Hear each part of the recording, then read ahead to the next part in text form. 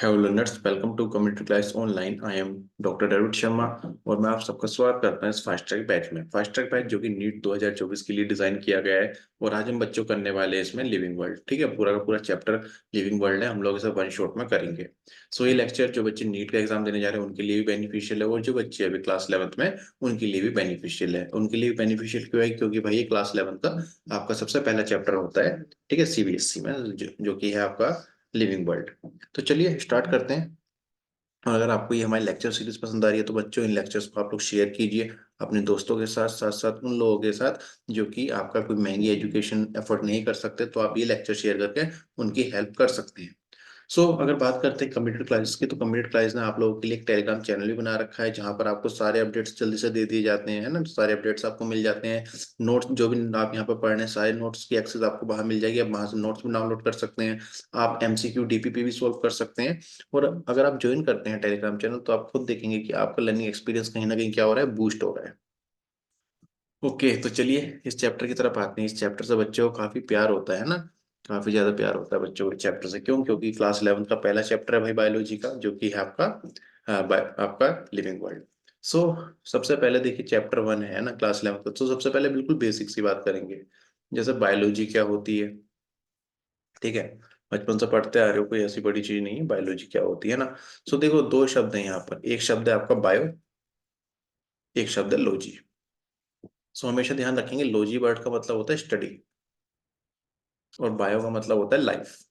क्या होता है? लाइफ, या मैं कह सकता हूँ लिविंग, है ना। मतलब ओवरऑल क्या हो गया बायोलॉजी? तो बायोलॉजी आपकी किसकी स्टडी हो गई? आपकी लिविंग बींग्स की या लाइफ की जो स्टडी है वो क्या है? आपकी बायोलॉजी, है ना। देखिए अगर एक डेफिनेशन बनाना चाहें अच्छे से तो आप बता सकते हैं, the branch of a science that deal with various life forms, micro organism as well as macro organism is called biology. ठीक है, मतलब आपका क्या है, एक ब्रांच ऑफ साइंस है जो कि किससे डील करता है, जो कि आपका लिविंग ऑर्गेनिज्म से क्या करेगा, डील करेगा।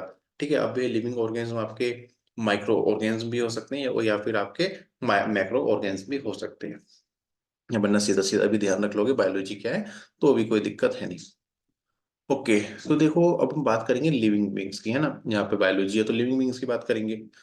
लिविंग बींग्स की अगर हम बात करते हैं तो लिविंग बींग्स में आप क्या देखोगे भाई, आपको यहाँ पर कुछ इंपॉर्टेंट कैरेक्टर्स आपको देखने के लिए मिलते हैं। ठीक है, क्या मिलेंगे? कुछ इंपॉर्टेंट कैरेक्टर्स होते हैं लिविंग बींग्स की जो कि आपको यहाँ पर पढ़ने हैं।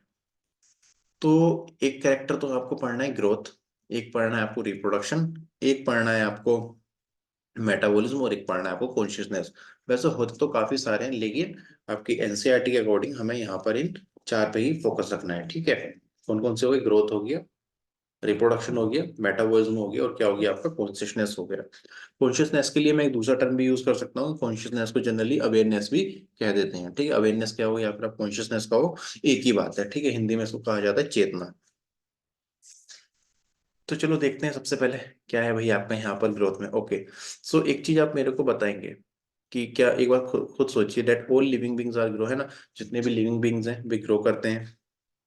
ठीक है, इसके अलावा क्या देखेंगे? Increase in mass and increase in number of a cell are the twin character of growth. ठीक है, देखिए ये क्वेश्चन डायरेक्टली आपसे नीट में पूछा जाता है, what is are the twin character of growth. तो क्या क्या ट्विन कैरेक्टर है भाई?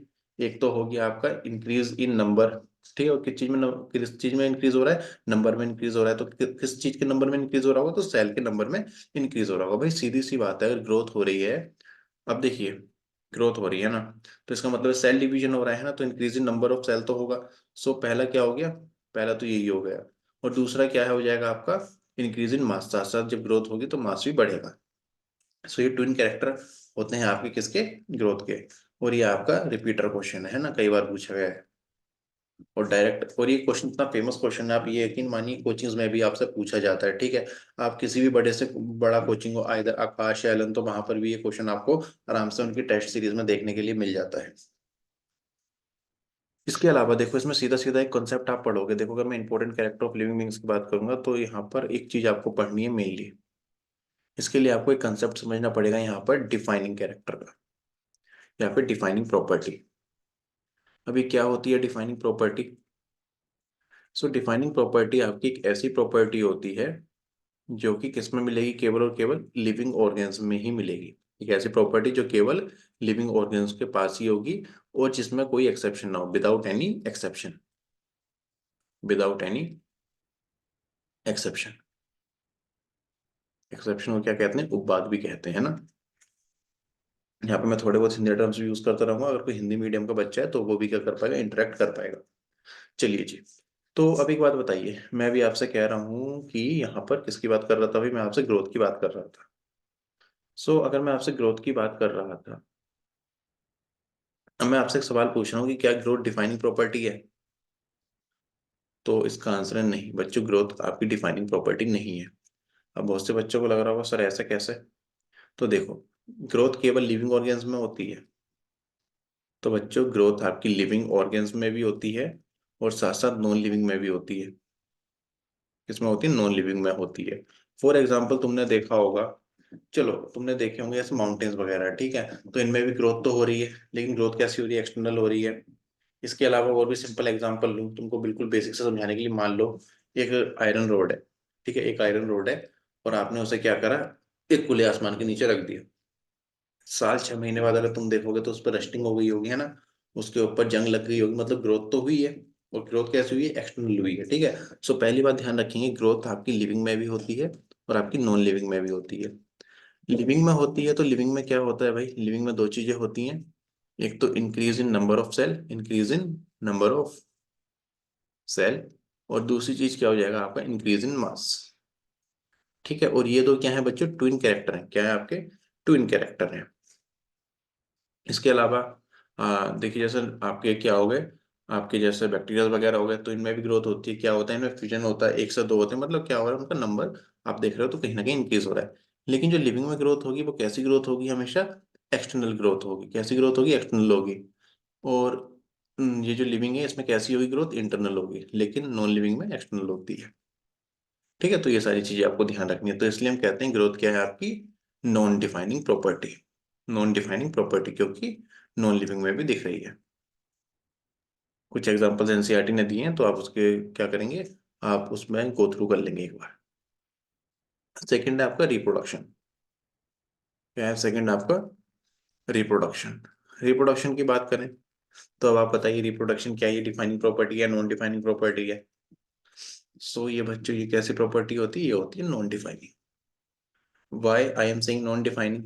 अब बहुत से बच्चे कहेंगे कि सर रिप्रोडक्शन तो लिविंग ऑर्गेनिज्म में देखने के लिए मिलता है, नॉन लिविंग में नहीं देखने के लिए मिलता। सही बात है, लेकिन आप क्या देखते हो, बहुत से ऑर्गेनिज्म ऐसे होते हैं जो रिप्रोड्यूस नहीं कर पाते, जैसे स्टेराइल मेल फीमेल है ना, स्टेराइल मेल हो गए है ना जो रिप्रोड्यूस नहीं कर सकते, फीमेल हो गई।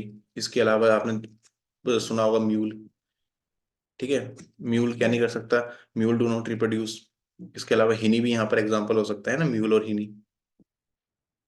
सो ये सारे क्या कर रहे हैं, ये रिप्रोड्यूस नहीं कर सकते है ना, रिप्रोड्यूस नहीं कर सकते, इसलिए क्या है नॉन डिफाइन। और देखो ये एक्सेप्शन हो गए ना एक तरह के, क्या हो गए ये यहाँ पर एक्सेप्शन हो गए। और हमने डिफाइनिंग प्रॉपर्टी के लिए रूल क्या पढ़ा था? हमने रूल पढ़ा था कि जो डिफाइनिंग प्रॉपर्टी है, ठीक है, जो डिफाइनिंग प्रॉपर्टी है वो किस में मिलेगी? लिविंग में मिलेगी, और बिना किसी एक्सेप्शन के मिलेगी, विदाउट एनी एक्सेप्शन। ठीक है, बिना किसी एक्सेप्शन के मिलेगी। लेकिन यहाँ पे तो एक्सेप्शन मिल रहे हैं, तो ये कैसी प्रॉपर्टी हो गई? ये हो गई आपकी नॉन डिफाइनिंग प्रॉपर्टी। तो इस तरीके से हम लोग चेक करते हैं कि कौन सी प्रॉपर्टी क्या है आपकी डिफाइनिंग है, और कौन सी प्रॉपर्टी क्या है आपकी नॉन डिफाइनिंग प्रॉपर्टी है। चलिएगा, फिर इसके बाद हमें बात करनी है मेटाबॉलिज्म की। किसकी बात करनी है? मेटाबॉलिज्म की। अब मेटाबॉलिज्म क्या होता है बच्चों? मेटाबॉलिज्म होता है sum total of chemical reaction occur inside the cell, ठीक है, या फिर occur inside a living organism. मतलब जो भी सारी केमिकल रिएक्शंस हो रही हैं किसी लिविंग ऑर्गेनिज्म के अंदर, उन्हें ही हम लोग क्या कहते हैं? मेटाबॉलिज्म कहते हैं, ठीक है। और ये मेटाबॉलिज्म कैसी प्रॉपर्टी होती है? डिफाइनिंग प्रॉपर्टी होती है ना, केवल और केवल लिविंग के अंदर मिलेगी और बिना किसी एक्सेप्शन के मिलेगी। तो ये चीज आप लोग क्या करेंगे, ध्यान रखेंगे। चलिए अपनी पीपीटी में वापस आते हैं।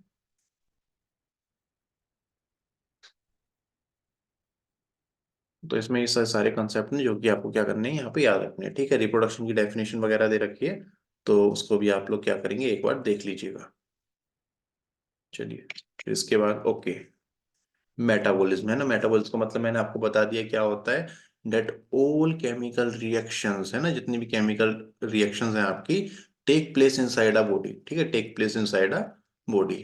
उसे क्या कहते हैं, मेटाबॉलिज्म कहते हैं। अब देखो मेटाबॉलिज्म आपका जो है दो चीजों को मिलाकर बना है, ठीक है। मेटाबॉलिज्म अगर हम बात करते हैं तो मेटाबॉलिज्म के अंदर आपको क्या क्या पढ़ना है, आपको मेटाबॉलिज्म के अंदर आप पढ़ोगे दो प्रोसेस। एक तो आप पढ़ोगे एनाबॉलिज्म और एक आप पढ़ोगे कैटाबॉलिज्म। क्या पढ़ोगे, कैटाबॉलिज्म। अब देखो जैसे फॉर एग्जांपल कोई केमिकल रिएक्शन है ना, केमिकल रिएक्शन में तो क्या हो रहा होगा, कहीं बनना होगा, कहीं किसी चीज का कंस्ट्रक्शन हो रहा होगा, तो कहीं किसी चीज का डिस्ट्रक्शन हो रहा होगा, है ना। सो एनाबॉलिज्म को मैं क्या कह सकता हूँ कि ये जो रिएक्शन है ये कैसी हैं, आपकी कंस्ट्रक्टिव रिएक्शन है। क्या है, कंस्ट्रक्टिव रिएक्शन है। और जो कैटाबॉलिज्म है ये क्या है, आपकी डिस्ट्रक्टिव रिएक्शन है। देखो अगर आपकी रिएक्शन जो है वे कैसी हैं, आपकी कंस्ट्रक्टिव रिएक्शन है ना। कैसी रिएक्शन है भाई, कंस्ट्रक्टिव रिएक्शन है। एग्जाम्पल के तौर पे ले लें तो आज फॉर एग्जाम्पल आपने पढ़ा होगा फोटोसिंथेसिस, है ना। फोटोसिंथेसिस में आपने पढ़ा होगा प्लांट है, प्लांट ने CO2 लिया, एटमोसफेयर से वाटर लिया, ठीक है, किससे, सोइल से, सनलाइट और क्लोरोफिल की प्रेजेंस में। किसकी प्रेजेंस में, सनलाइट एंड क्लोरोफिल की प्रेजेंस में। और बहुत से बच्चों को लेक्चर लग रहा होगा बोरिंग सा, ठीक है। तो भाई यहाँ पर मैं आपको और यूट्यूब चैनल्स की तरह यहाँ मोटिवेशन नहीं देने वाला, ठीक है, क्योंकि टाइम इतना है नहीं कि मैं आपको यहाँ पर मोटिवेशन दूँ और आपसे कहूँ हाउ द जोश और आप लोग कमेंट में लिखने नीचे हाई सर। तो ये सारी बकैती यहाँ नहीं कटने वाली, यहाँ केवल आपको कंसेप्ट बताए जा रहे हैं और आप कंसेप्ट पर फोकस कीजिए, क्योंकि समय बिल्कुल भी नहीं है, ठीक है। तो अगर आप सीरियस हैं तो चीज़ों को समझिए। ओके, और आपका प्रोडक्ट क्या बनेगा, जैसे ग्लूकोज बन जाएगा, है ना, वाटर बन जाएगा, और साथ में एनर्जी बनेगी इन फॉर्म ऑफ ATP। तो इस तरीके से आपको पता ही है कि ये सारी प्रोसेस होती है। सो आप देखेंगे जैसे CO2 था, H2O था, ठीक है, ये आपसी में क्या कर गए, कंस्ट्रक्ट करके क्या बना बना दिया इन्होंने, एक साथ मिलकर क्या बना दिया, ग्लूकोज बना दिया। सो ये कैसी प्रोसेस होगी, एक तरह की कैसे, अगर मैं कहूँ किस तरह की केमिकल रिएक्शन होगी, तो ये एक तरह की कंस्ट्रक्टिव या फिर एनाबॉलिक रिएक्शन हो गई। अब कैटाबॉलिज्म मान लो, तुमने प्रोटीन लिया है ना, तुमने प्रोटीन लिया, फिर ये प्रोटीन क्या होगा आपका, टूटेगा किसमें, अमीनो एसिड में टूटेगा। तो ये क्या हो रहा है, यहाँ पे ब्रेक डाउन हो रहा है चीजों का। तो ये कैसे प्रोसेस हो गई है, आपकी डिस्ट्रक्टिव प्रोसेस हो गई है, ठीक है। कैसी हो गई है, डिस्ट्रक्टिव प्रोसेस हो गई है। तो ये चीज आप ध्यान रखिएगा कि जो आपकी मेटाबॉलिज्म, इसके अंदर दो प्रोसेस आती हैं, एक तो होती है एनाबॉलिज्म और एक क्या होती है, कैटाबॉलिज्म। और इसके अलावा देखिए जो मेटाबॉलिज्म है क्या है, ये आपका डिफाइनिंग फीचर है। क्या है आपका डिफाइनिंग फीचर है। डिफाइनिंग फीचर क्यों है, क्योंकि ये सारे ऑर्गेनिज्म में मिलेगी और बिना किसी एक्सेप्शन के मिलेगी। चलिए, और ये लाइन भी काफी पूछी जाती है कि that isolated metabolic reaction in vitro. In vitro का मतलब क्या होता है, इनसाइड अ टेस्ट ट्यूब, ठीक है। विट्रो टर्म का यूज के इसमें करते हैं, टेस्ट ट्यूब में करते हैं। जैसे आपने पढ़ा होगा इन विट्रो फर्टिलाइजेशन, है ना, मतलब टेस्ट ट्यूब में। तो विट्रो शब्द का मतलब यहाँ पे टेस्ट ट्यूब है। तो आपने क्या करा कि आपने रिएक्शंस वगैरह करके देखे, किसमें, कि इसमें आप किस टेस्ट ट्यूब में आपने करके देखे, तो आपको क्या पता चला। Okay, isolated metabolic reaction in vitro are not living things but surely a living reaction, ठीक है। But surely a living reaction मतलब देखो केमिकल रिएक्शंस तो हो रही हैं, ठीक है, केमिकल रिएक्शंस तो हो रही हैं, परफॉर्म कब हो पा रही है, जब सेम टेम्परेचर वगैरह, जब सारी कंडीशन सेम दी जा रही है तभी हो पा रही है। सो इसलिए कहा जा रहा है कि यहाँ पे जो ये इन विट्रो है, ठीक है, इन विट्रो जब करा गया तो क्या देखा गया कि ये जो रिएक्शन है वे कैसी है, श्योरली लिविंग रिएक्शन। इसलिए कह दी गई ये लाइन कि मतलब कंडीशंस वगैरह सेम दे रहे हो ना, तब जाके ही क्या हो पा रहा है, आपका सेम रिजल्ट आ रहा है। चलिए, फिर इसके बाद जो है आपका क्या है, आपका कॉन्शियसनेस। कॉन्शियसनेस का देखिए मैंने अभी बताया था आपको, एक सिंपल सा मतलब होता है, वो होता है आपका अवेयरनेस, ठीक है, अवेयरनेस। ओके, और कॉन्शियसनेस क्या है, all living being respond to external stimulus, ठीक है, हर लिविंग बीइंग एक एक्सटर्नल स्टिमुलाई है उस पर क्या करता है, response. The response given by okay organism to stimulus is called consciousness. It is because of the presence of a nervous system and some sensory structure in different form of life. Human are the only organs that have a self consciousness. तो केवल और केवल humans ही ऐसे आपके organs में जिनके पास क्या है, सेल्फ कॉन्शियसनेस है ना। फॉर एग्जाम्पल के तौर पर सुनो भाई, तुम किसी शादी में जाते हो, बढ़िया करके तैयार होकर जाते हो, है ना, जाते हो या नहीं, ऐसे चले जाते हो। कोई ऐसा भी कोई है तो ऐसे कि जो ऐसे चला जाता है, तो कमेंट में बताया था, ठीक है। तो मतलब ह्यूमन जो है ना वे क्या है, अपने लिए सेल्फ कॉन्शियस है, ठीक है। लेकिन और ऑर्गेनिज्म नहीं है ऐसे, लेकिन ह्यूमन क्या है, सेल्फ कॉन्शियसनेस है, ठीक है। टाइगर हो गया, कभी टाइगर को तैयार होते देखा है, कभी आपने एलिफेंट को तैयार होते देखा है, तो नहीं ना। तो ह्यूमन क्या है, ह्यूमन ही केवल क्या है, सेल्फ कॉन्शियसनेस या फिर सेल्फ अवेयरनेस इनमें देखने के लिए मिलेगी। और अगर हम बात करते हैं कॉन्शियसनेस की, तो कॉन्शियसनेस क्या है, एक डिफाइनिंग प्रॉपर्टी है ना, केवल और केवल लिविंग में ही मिलेगी और बिना किसी एक्सेप्शन के मिलेगी। ओके। इसके अलावा एक क्वेश्चन आपसे पूछा जाता है, ठीक है। और क्वेश्चन कुछ इस तरीके से होता है कि डेट एक पर्सन है कोमा में, ठीक है। एक पर्सन क्या है, कोमा में है। तो ये बताओ कि वो लिविंग है या फिर वो नॉन लिविंग है, ठीक है। तो बच्चों वो क्या है आपका, लिविंग है। क्या है आपका, लिविंग है, ठीक है। कोमा में जो पर्सन है वो लिविंग है। लेकिन अगर बात करते हैं कॉन्शियसनेस की, तो वो बच्चों कॉन्शियस तो है। कहता है भाई, कॉन्शियस है, लेकिन सेल्फ कॉन्शियस नहीं है। Not self conscious, not self conscious. इसलिए आपने देखा भी होगा, कई बार आपने सुना भी होगा कि मतलब कोमा में कोई पेशेंट था, उसने अपने बच्चों बच्चों को देखा या एक्स वाई जेड को, इसी बात पर उसकी आंखों से आंसू आ जाते हैं, लेकिन वो रिस्पॉन्स नहीं दे रहा है ना। इसका मतलब है ब्रेन तो क्या है उसका, ब्रेन तो एक्टिव है, ब्रेन सारी चीज समझ पा रहा है, लेकिन वो मतलब वैसे एक तरीके का रिस्पॉन्ड नहीं दे पा रहा है। इसलिए कहते हैं जो पेशेंट आपका कोमा में है वो कॉन्शियस है, लेकिन सेल्फ कॉन्शियस नहीं है, वो क्या है, लिविंग है। चलिए, तो ये सारे आपको यहाँ पर क्या पढ़ने थे, ये सारी चीजें आपको यहाँ पर जाननी थी। फिर इसके बाद, ओके, डाइवर्सिटी, या फिर एक टर्म है यहाँ पर आपकी बायोडाइवर्सिटी। बायोडाइवर्सिटी दो शब्दों से मिलकर बना है बायोडाइवर्सिटी। बायो का मतलब होता है लिविंग या लाइफ या लिविंग ऑर्गेनिज्म। डाइवर्सिटी का मतलब होता है वैरायटी। क्या होता है आपका, वैरायटी। सो इसके लिए अगर डेफिनेशन बनानी हो तो मैं एक बना सकता हूँ, that the that the variety of living organism present on the earth is known as biodiversity, है ना। तो इस तरीके से आप ये डेफिनेशन भी बना सकते हो। ओके, यहाँ से जो क्वेश्चन आते हैं, चलिए इसकी बात कर लेते हैं। ओके, यहाँ पे आपसे कभी कभी नंबर पूछा जाता है, ठीक है। सो आपसे पूछा जाता है the number of taxonomically known species, ठीक है। टेक्सोनोमिकली नोन स्पीशीज की जो रेंज होती है वो कितनी होती है आपकी, 1.7 टू 1.8 मिलियन। तो ये चीज आप लोग ध्यान रखना, ये नंबर यहाँ से डायरेक्ट एमसीक्यू पूछे जाते हैं, ठीक है। कि ये बताइए साहब, number of taxonomical non species कितनी है आपकी। सो 1.7 से लेके 1.8 मिलियन तक क्या है आपकी स्पीशीज हो सकती हैं, जिसमें कि आपकी जो 1.2 मिलियन है वे क्या है आपकी एनिमल है। क्या है आपकी एनिमल है। और वहीं 0.5 जो है वे क्या है आपकी प्लांट्स हैं। और इस 1.2 में भी ध्यान रखेंगे, इस 1.2 में भी क्या होगा, इस 1.2 मिलियन में भी क्या होगा, आप क्या देखोगे कि लार्जेस्ट नंबर क्या है आपके, इसमें भी इंसेक्ट प्रेजेंट होंगे, ठीक है। और हर साल अगर आप देखेंगे तो every year discover number of species is about 15,000, ठीक है। कितनी है, 15,000 है। तो ये सारा का सारा डाटा ऐसा है जो कि आपका एक फैक्चुअल डाटा है, जो कि आपको क्या करना है, याद रखना पड़ेगा। इसके अलावा इसमें कोई और आपके पास ऐसी चॉइस मिलती नहीं है। सो ये सारा डाटा आपको एक तरीके से रटना है, तो इसे अच्छे से रट लीजिएगा, क्योंकि एमसीक्यूज यहाँ से बनते हैं और बनते रहेंगे। चलिए, फिर इसके बाद हम बात करते हैं क्लासिफिकेशन, ठीक है। तो क्लासिफिकेशन क्या होता है भाई, अब ये मेन चैप्टर ही है आपका क्लासिफिकेशन। तो क्लासिफिकेशन का मतलब सिंपल सा होता है आपका ग्रुपिंग करना। क्या होता है भाई क्लासिफिकेशन का मतलब, क्लासिफिकेशन का मतलब क्या होता है आपका, ग्रुपिंग करना, या फिर किसी ऑर्गेनिज्म को अरेंज करना ग्रुप में, ठीक है। So grouping of organism, grouping of organism according to similarity और डिसिमिलैरिटी, अकॉर्डिंग टू सिमिलैरिटी और डिसिमिलैरिटी, ठीक है। सिमिलैरिटी और डिसिमिलैरिटी के आधार पर क्या करना, अगर आपको क्या कर रहे हो उसको ग्रुपिंग कर रहे हो, तो वही क्या हो गया आपका, वही हो गया आपका क्लासिफिकेशन, ठीक है। क्लासिफिकेशन हो गया। ओके, अब देखिए क्लासिफिकेशन की हमें आवश्यकता क्यों पड़ी। पहली चीज, सबसे पहले हमें क्यों आवश्यकता पड़ी, to identify an organism correctly. दूसरी क्या है, ओके, जो क्लासिफिकेशन है किस चीज में हेल्प करेगा, so it help to know the origin and evolution of organism. जैसे आपने अभी एनिमल किंगडम पढ़ा तो आपने देखा था कैसे कैसे चीजें वहां पर क्या होती गई, इवोल्व होती गई। हमने पोरीफेरा से शुरू करा था और आगे बढ़ते बढ़ते बढ़ते बढ़ते हम लोग कोर्डेट्स तक गए थे, फिर कोर्डेट्स में भी हम आगे बढ़ते बढ़ते कहाँ तक चले गए थे, हम लोग मैमल्स तक चले गए थे। तो एक तरीके से आप देख सकते हैं कि क्लासिफिकेशन से हमें क्या पता चल रहा है, उनका ओरिजिन और इवोल्यूशन पता चल रहा है किसी ऑर्गेनिज्म का। इसके साथ साथ क्या हो सकता है आपका, to establish relationship among different organism. Okay, it provide information about the living things in different geographical region. इसके साथ साथ it help the understanding how complex organism must evolve from a simpler one, ठीक है। कैसे आपका एक complex organism है, वो कैसे एक सिंपल वन से क्या हुआ है आपका, इवोल्व हुआ है। तो ये सारी चीजें भी आप लोग जान पाएंगे किसके थ्रू, आप लोग क्लासिफिकेशन के थ्रू। और क्लासिफिकेशन क्या होता है, क्लासिफिकेशन होता है आपका ग्रुपिंग करना किसी ऑर्गेनिज्म को सिमिलैरिटी और डिसिमिलैरिटी के आधार पर।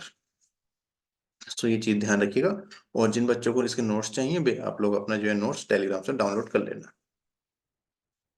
चलिए फिर इसके बाद आपकी अगली टर्म क्या है, अगली टर्म है आपकी टैक्सोनॉमी। सो टैक्सोनॉमी की बात करते हैं भाई। टैक्सोनॉमी क्या है? It's a branch of a science जो कि आपका किससे डील करती है, with the principle and procedure of classification. ठीक है, क्लासिफिकेशन की जो प्रिंसिपल और जो आपके क्लासिफिकेशन के प्रिंसिपल हैं और जो आपके प्रोसीजर है उससे जो डील करे, उस ब्रांच ऑफ साइंस को हम लोग क्या कहते हैं, टैक्सोनॉमी कह देते हैं। अब आपसे कई बार पूछा जाता है कंपोनेंट्स क्या क्या है आपके टैक्सोनॉमी के, तो चार कंपोनेंट होते हैं: characterization, identification, nomenclature and classification. ये चार कंपोनेंट आपके होते हैं। ठीक है, और शॉर्ट में इसे CINC करके भी ये याद रख सकते हैं, और ज्यादातर बच्चे इस तरीके से ही याद रखते हैं। फिर इसके बाद अगली टर्म है आपकी सिस्टमैटिक्स। और ये जो सिस्टमैटिक टर्म है ये किसने दी थी? कार्लेस लिनस ने दी थी। और ये नीचे आपके कौन है? ये है आपके कार्लेस लिनियस। ठीक है, ये कार्लेस लिनस है।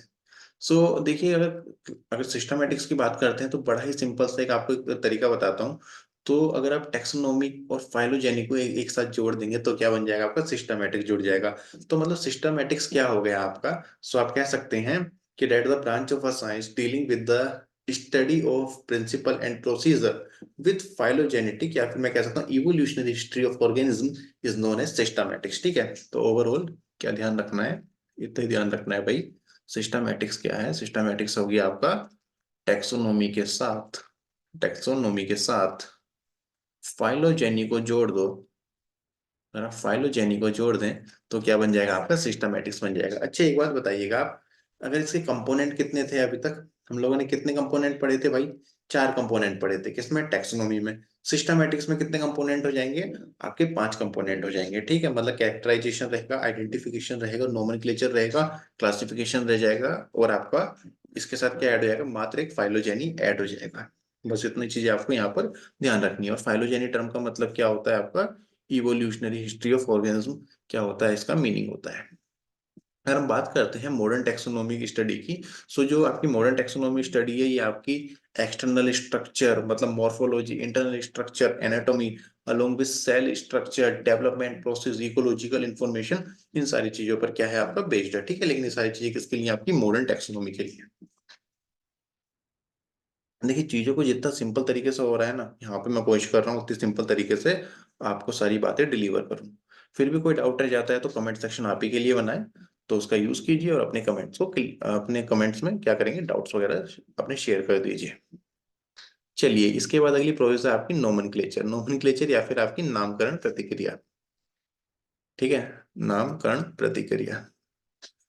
सो देखिए, नोमेनक्लेचर की बात करेंगे या फिर नामकरण प्रतिक्रिया की बात करेंगे या फिर नेमिंग प्रोसेस की बात करेंगे, तो सबसे पहली बात देखिए, दो तरह के नेम होते हैं। एक होते हैं वर्नाकुलर नेम। वर्नाकुलर नेम होते हैं लोकल लैंग्वेज में। जैसे फॉर एग्जांपल गुआवा, कहीं उसे पेरू कह रहे हैं, कहीं उसे अमरूद कह रहे हैं, कहीं उसे सपरी कह रहे हैं। सो डिफरेंट डिफरेंट रीजंस में क्या हो रहा है, लैंग्वेज आपकी क्या हो रही है, बदलती है, और उस हिसाब से नाम भी बदलता चला जाता है। जैसे फॉर एग्जाम्पल मैंगो, कोई उसे आम बोलता है। ठीक है, इंडिया में कहीं अम्बा बोलते हैं, कहीं कैरी बोलते हैं। सो क्या है वो आप देख सकते हैं कि रीजन वाइज या प्लेस टू प्लेस क्या हो रहा है, नाम चेंज हो रहा है। क्या होगी, एक तरह का लोकल नेम हो गया। ठीक है, या फिर एक लोकल लैंग्वेज नेम हो गया, तो ऐसे नेम को कहते हैं वर्नाकुलर नेम। साइंटिफिक नेम क्या है, जो कि क्या होगा, यूनिवर्सली क्या रहेगा, सेम रहेगा। फॉर एग्जाम्पल मैंगो, मैंगी फेरा इंडिका। यहाँ बोलो, चाइना में बोलो, अमेरिका में बोलो, मैंगी फेरा इंडिका का मतलब क्या हो जाएगा भाई? मैंगो ही रहने वाला है। सो ये कैसा नेम हो गया भाई? ये आपका एक यूनिवर्सल नेम हो गया। ठीक है, और ये जो यूनिवर्सल नेम है ये कुछ रूल्स, कुछ क्राइटेरिया के आधार पर दिया जाता है। ऐसा नहीं दे सकते, इसके कुछ रूल्स हैं, कुछ क्राइटेरिया हैं। अब हम पढ़ेंगे क्या, ओके, बाइनोमियल नोमेनक्लेचर। ठीक है, बाइनोमियल नोमेनक्लेचर क्या है आपके? साइंटिफिक नेम्स को ही हम लोग क्या कह रहे हैं यहाँ पर? बाइनोमियल नोमेनक्लेचर कह रहे हैं। और ये बाइनोमियल नोमेनक्लेचर किसने दिया था? कार्लेस लिनस ने दिया था। इंपॉर्टेंट, इस चैप्टर से अगर कोई नाम पूछा जाता है ना, तो वो कार्लेस लिनस का ही होता है। पुराने ईयर के पेपर्स भी उठा के देख सकते हैं, कार्लेस लिनस के ही क्या होते हैं यहाँ पर आपका क्वेश्चंस रहते हैं। ठीक है, चलिएगा। अब देखो इसके रूल्स भी होते हैं। ठीक है, तो रूल्स के लिए मैं एक ट्रिक बता देता हूँ। एक बार ऐसा हुआ था, नीट 2016 फेज 2 में ये क्वेश्चन आया था। एनसीईआरटी का इतना सेक्शन डायरेक्टली उठा के क्वेश्चन पेपर में पुट कर दिया था। और क्या करा था उन्होंने कि मान लो ये वाला पैरा नंबर 4 है, इसे नंबर 3 पर डाल दिया, 3 वाले को दूसरे पर डाल दिया। तो इस तरीके से उन्होंने क्या करा था, ऊपर नीचे कर दिए थे। फिर बाद में कहा था कि भाई इसे सीक्वेंस में ऑर्डर करो, अरेंज करो। तो इसके लिए आपको एक ट्रिक ध्यान रखनी है। ओके, सो ये ट्रिक क्या है? L G you is Indian. ठीक है, यू इज इंडियन, तो इस तरीके से एक ट्रिक बना रखी है हमने, L G you is Indian. L से क्या होगा, देखो पहला पैरा चेक करेंगे इससे। ठीक है, पहला पैरा चेक करेंगे तो बच्चों अगर बायोलॉजिकल नेम जो लिखे हैं ना, जनरली किस में रिटर्न होंगे आप क्या देखोगे? ओके, जनरली इन लैटिन, किस में होंगे? लैटिन में होंगे। अगर प्रिंटेड है, ठीक है, अगर ओके, और किस में प्रिंटेड होंगे भाई? इटैलिक्स में प्रिंट होंगे। दूसरी चीज तो ये वाली पहला हो गया। ओके, दूसरा पॉइंट आपको क्या ध्यान रखना है? G S. जो आपके बायोलॉजिकल नेम होते हैं वो क्या रिप्रेजेंट करते हैं? वो रिप्रेजेंट करते हैं, जो पहला वो होता है इसमें, पहला वर्ड रिप्रेजेंट करता है किसको? जीनस को। और जो दूसरा वर्ड है या दूसरा कंपोनेंट है वो किसे इंडिकेट करता है? वो आपको स्पेसिफिक एपिथेट को इंडिकेट करता है। तो इससे ये याद कर लेंगे। और यू और आई से क्या इंडिकेट करना है कि जो है कि जो बायोलॉजिकल नेम है, जब आपके हाथ से लिखे होंगे, ठीक है, जब आपके हाथ से लिखे होंगे, मतलब आपने हाथ से लिखते हो तो आपको क्या करना पड़ेगा? इसको सेपरेटली अंडरलाइन करना पड़ेगा। और वहीं अगर ये प्रिंटेड है तो ये किस में होंगे? इटैलिक्स में होंगे। ठीक है, प्रिंटेड है तो ये इटैलिक्स में होंगे। ये चीज ध्यान रखेंगे। और फोर्थ वाली लाइन आपको ध्यान रखनी पड़ेगी कि भाई फॉर एग्जांपल मान लो ये आपका गार्डन पी है। ठीक है, गार्डन पी का साइंटिफिक नेम क्या होता है? पायसम सताइवम। तो इसमें आप देख सकते हैं कि जो है आपका रूल नंबर 4 क्या है कि जो पहला वर्ड है वो जो जीनस, जो कि किस चीज को इंडिकेट करता है, ये पूरा का पूरा पाइसम जीनस को इंडिकेट कर रहा है। और इसमें जो पी रहेगा ना, पाइसम का पी, वो क्या रहेगा बच्चों? कैपिटल रहेगा। So first word denoting the genus starting with the capital letter, while specific epithet with the small letter. वही स्पेसिफिक एपिथेट का जो है वो स्मॉल में रहेगा, लेकिन जो आपका जीनस है, जीनस का पहला वर्ड जो है वो क्या रहेगा? कैपिटल रहेगा। तो ये रूल आपको याद रखना पड़ेगा। और कभी कभी आप क्या देखोगे, यहाँ पर ब्रैकेट में भी आपको यहाँ पे कुछ देखने के लिए मिल सकता है। सो ये ब्रैकेट क्या दिखाता है? सो ये ब्रैकेट शो करता है name of scientist who give the name. ठीक है, किसको इंडिकेट कर रहा है भाई? Name of the scientist who give the name. चलिए, फिर इसके बाद अगेन आपके लिए कुछ फैक्ट्स हैं जो कि आपको याद रखने पड़ेंगे। मैं थोड़ा सा नीचे आ जाता हूँ आपकी स्क्रीन से। चलिए, ओके, अब आपको यहाँ पे देखो बुक्स के नाम याद रखने पड़ेंगे। ठीक है, किसके नाम याद रखने पड़ेंगे भाई? अब आपको बुक्स के नाम ध्यान रखने पड़ेंगे। सो ये जो कार्लस लिनस हैं, ठीक है, इन्होंने अलग अलग बुक्स हैं इनकी। ठीक है, एक बुक है आपकी फिलोसफिका बोटेनिका, देखो मैंने यहाँ पे दिखा भी रखा है ना ये बुक। सो फिलोसफिका बोटेनिका में इन्होंने क्या कर रहा था भाई? इन्होंने कुछ प्रिंसिपल्स दिए थे बाइनोमियल नोमेनक्लेचर के। ठीक है, लिनस ने कुछ प्रिंसिपल बाइनोमियल नोमेनक्लेचर के किसमें दे रखे हैं? फिलोसफिका बोटेनिका में। लेकिन नोमेनक्लेचर, ओके, इन्होंने पहली बार किसमें यूज करे थे? अगली बुक दूसरी बुक कौन सी थी? स्पीशीज प्लांटेरम में। तो स्पीशीज प्लांटेरम में आप देखोगे तो इन्होंने 5900 स्पीशीज ऑफ प्लांट को क्या करा था? इनका बाइनोमियल नोमेनक्लेचर दिया था। ठीक है, बाइनोमियल नोमेनक्लेचर किया था इनका। और ऐसी इनकी एक बुक थी सिस्टमा नेचुरा, जिसमें कि इन्होंने 4326 स्पीशीज ऑफ एनिमल को यहाँ पे डिस्क्राइब करा था। और साथ साथ उनके साइंटिफिक नेम्स भी दिए थे। अब सोचो कितनी बड़ी बात है ये। ठीक है, और ये तीनों नेम आपको याद रखने हैं। आपका आपका Philosophia Botanica, Species Plantarum and Systema Naturae, तीनों बुक्स किसकी है? ये आपकी कार्लस लिनस की है। ठीक है, आप बाकी नंबर्स याद रखना चाहते हैं तो रख लीजिए, अदरवाइज कोई ऐसा दिक्कत नहीं है, लेकिन बुक का नाम याद रखना मस्ट है। फिर इसके बाद देखिए, इसके बाद आपको कुछ ऑर्गेनाइजेशन याद रखनी पड़ेंगी यहाँ पर। ठीक है, जैसे फॉर एक है आपकी आईसीबीएन। तो आईसीबीएन 1961 में बनी थी। ठीक है, यहाँ पे आईसीबीएन जो है किस चीज को इंडिकेट कर रहा है? यहाँ पे ICBN international code, okay, for botanical nomenclature. ऐसी आईसीजेडएन है, international code of zoological nomenclature. ठीक है, तो ये सारे हैं, ये तो आपको क्या करने हैं? लर्न करने हैं। ठीक है, ये लर्न कर लेना। इसमें भी सबसे ज्यादा इंपॉर्टेंट क्या हो जाएंगे आपके? दो हो जाएंगे। ठीक है, आईसीबीएन और आईसीजेडएन। तो ये फैक्ट्स तो नहीं कहूंगा, ये सीधा डाटा है जो कि आपको क्या करना है? लर्न करना है। चलिए, टेक्सोनोमिक हायरार्की की बात करते हैं हम लोग। ठीक है, किसकी बात करेंगे? टेक्सोनोमिक हायरार्की की। सो देखिए, क्लासिफिकेशन की अगर हम बात करते हैं तो क्लासिफिकेशन एक सिंगल स्टेप तो है नहीं भाई, इसमें काफी सारे क्या आते हैं? स्टेप्स आते हैं। ठीक है, और यहाँ पे हर स्टेप क्या है? हर स्टेप को आप क्या कहते हो? हर स्टेप आपका क्या है? एक रैंक है। ठीक है, या फिर क्या है? एक कैटेगरी है।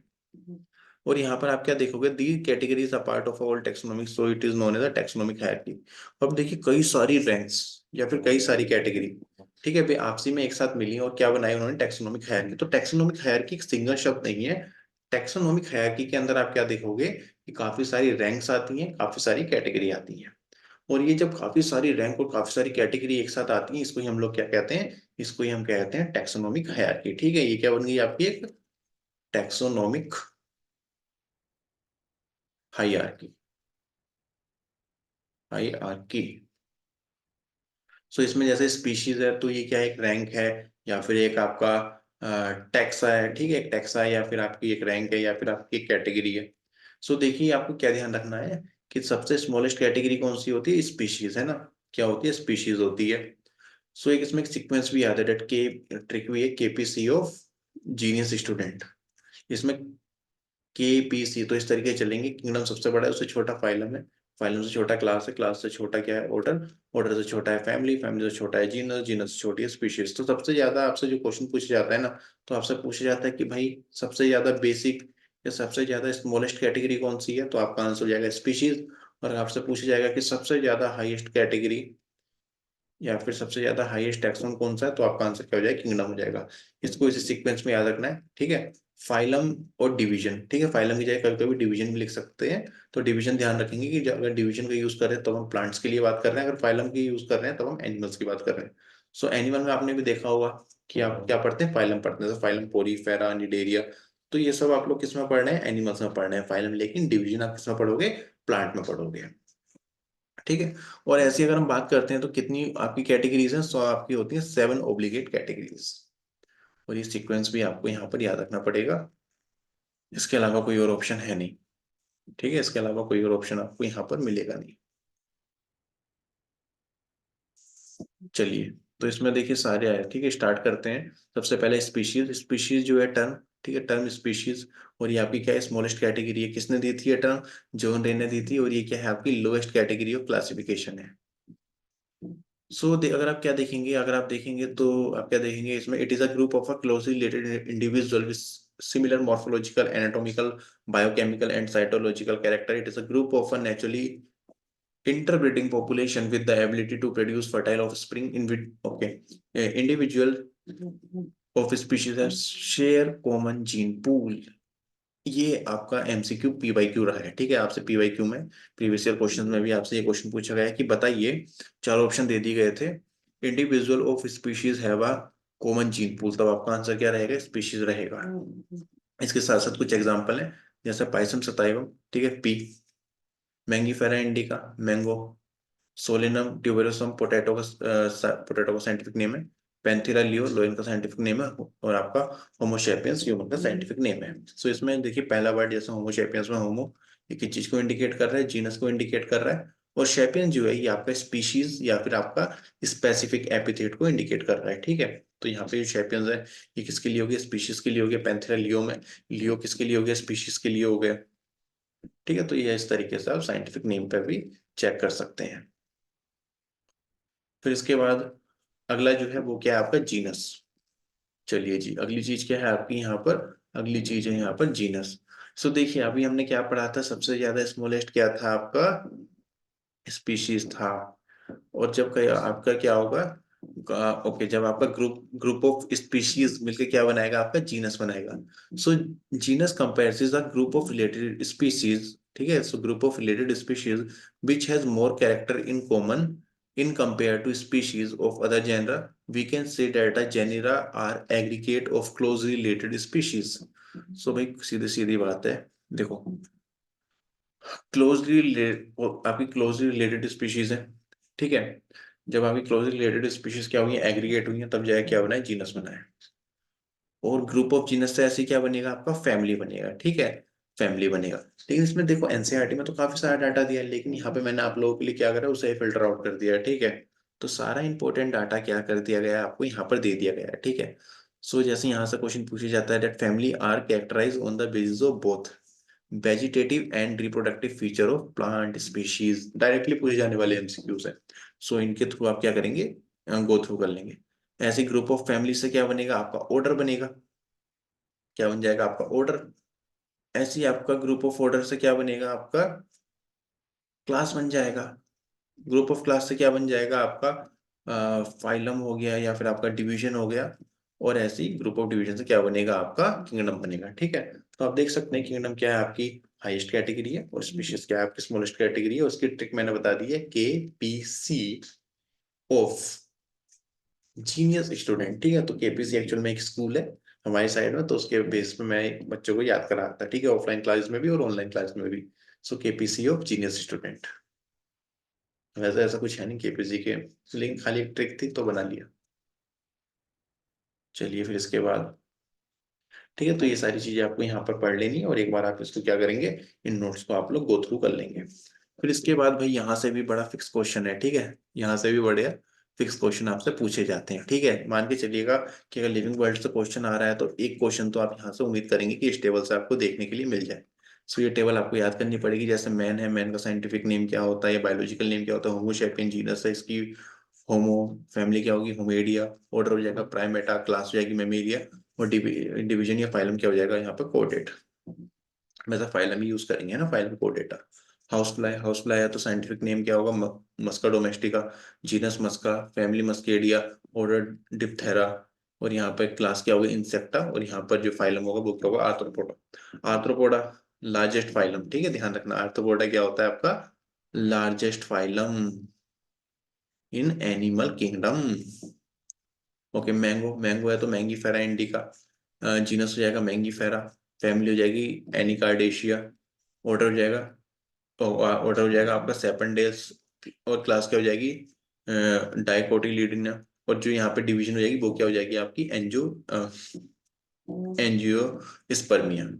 वीट है, वीट का साइंटिफिक नेम ट्रिटिकम एस्टिबियम, जीनस हो जाएगा ट्रिटिकम, फैमिली हो जाएगी पोएसी, ऑर्डर हो जाएगा पोल, क्लास हो जाएगी आपकी मोनोकोटिलिडन लिन, और यहाँ पे जो आपकी यहाँ पे डिवीजन होगी वो क्या हो जाएगी आपकी एंजियोस्पर्मिया, ठीक है। सो ये टेबल क्या है, अगेन वेरी वेरी इंपॉर्टेंट है, हो सकता है आपको नीट 2024 में यहाँ से क्वेश्चन देखने के लिए मिल जाए। अगर लिविंग वर्ल्ड से आता है तो मान के चलिए यहाँ से आने की प्रोबेबिलिटी क्या होती है, मैक्सिमम होती है।